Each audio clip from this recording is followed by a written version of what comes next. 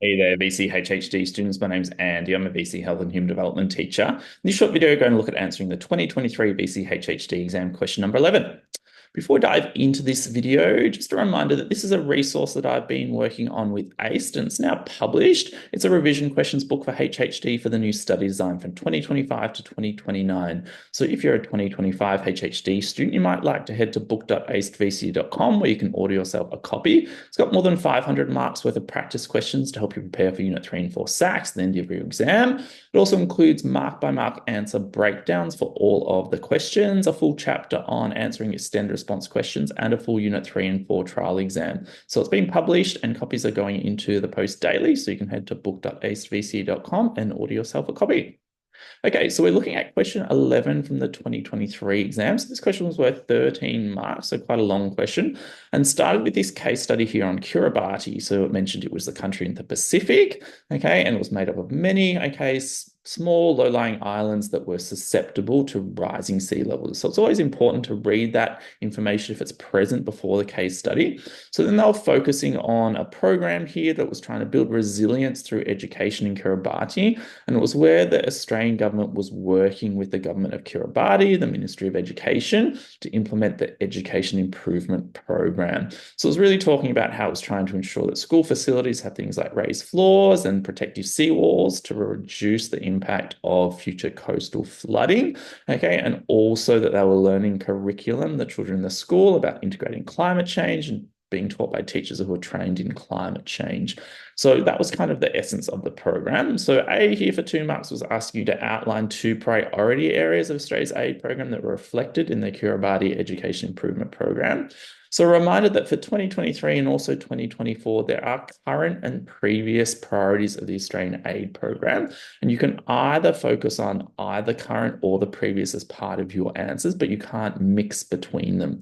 So you can see here they've listed some of the current priorities and the previous priorities that could have been used to answer this particular question here, but it wasn't done particularly well, this question, okay, in 2023. So you can see that obviously I mentioned that the program, okay, was in Kiribati, which is in the Pacific. So the Pacific or Pacific region was a current priority. It also mentioned working with children as well as those with a disability. So you could have chosen expanding opportunities for everyone, okay, as a current priority because it has a focus on those sort of disadvantaged groups. Also here, previous priorities like education and health. Obviously, it was an education-focused program, but also that building resilience because it was focusing on something like climate change. So as I said, either in 2024, the current or previous priorities are still acceptable in the exam.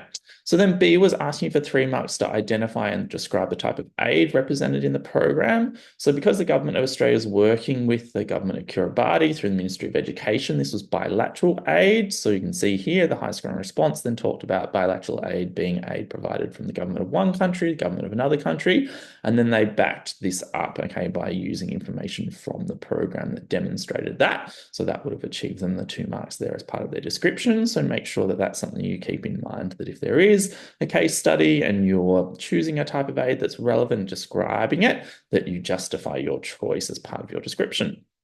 Okay, if you are looking for some extensive sample answers from the 2023 HHD exam, the Health Resources Hub has got, okay, a set of these is available, as well as some sort of considerations for each question, so you can chat to your teacher about getting access to those. C then was asking you to describe 2 features of the Kiribati Education Improvement Program that could contribute to the effectiveness of the program. So remember, this is Unit 4 Area Study 2, features of effective aid programs. So there are quite a lot of features, okay, that you can apply to programs if they pop up in the 2024 exam. And so often resources out there focus on just sort of 4 or so features, but you can see from this sort of list here that there is quite an extensive number of different features that could have been chosen, for example, in a question like this. But you can see here, once again, not many students were able to achieve full marks for this particular question. In particular, students aren't always really good at justifying why the particular feature they've chosen demonstrates that the program is actually effective. So you can see here the high scoring response sample that was provided in the exam report shows partnerships and collaboration. They talked about organizational organisations and groups working together to share resources and improve the effectiveness of the aid. And they talked about the partnership between the Ministry of Education and the Australian Government could share funding and expertise to ensure that effective aid is delivered to reduce that coastal flooding. So then the second one that they chose was ownership by the recipient country. So they talked about the country receiving the aid being able to benefit from the aid long after the program ends. And because it was educating children about climate change in Kiribati, then the next generation of Kiribati individuals will be able to apply these ideas, such as building the infrastructure and minimizing harm from flooding. So you could also, I guess, modify this answer and focus on the education aspect if that was your choice of feature as well. But these are a couple of examples of how the student chose the feature and then they went on to demonstrate how it was part of the program and then, okay, why it's likely to be effective. So keep that in mind when you're looking at these features of effective aid programs. Then D was asking to explain how the Kiribati Education Improvement Program could contribute to improved human development. So remember, if there's a question about human development, it's asking you to link into phrases from the human development definition. Okay, and this one here is worth 4 marks. So you can often think about 4-mark questions as sort of 2-mark questions. And so you can see down here, okay, once again, not many students were able to achieve 4 marks and quite a lot of students didn't achieve any marks. And often it's because the links to the phrases from the human development definition aren't meaningful links. So you've got to really demonstrate, okay, how the program is improving human development through these sort of phrases and links to the definition. So you can see here the high scoring response talked about how it enabled children to go to school, improve their knowledge by attaining literacy and numeracy skills, and that might improve their capabilities, which is linked into the human development definition, provide them with greater choice on what they field they want to pursue later in life, which is also sort of linked into the definition, having productive and creative lives according to their needs and interests. So you can see it's like a meaningful link because it's really going into some detail about the program and attending school, etc.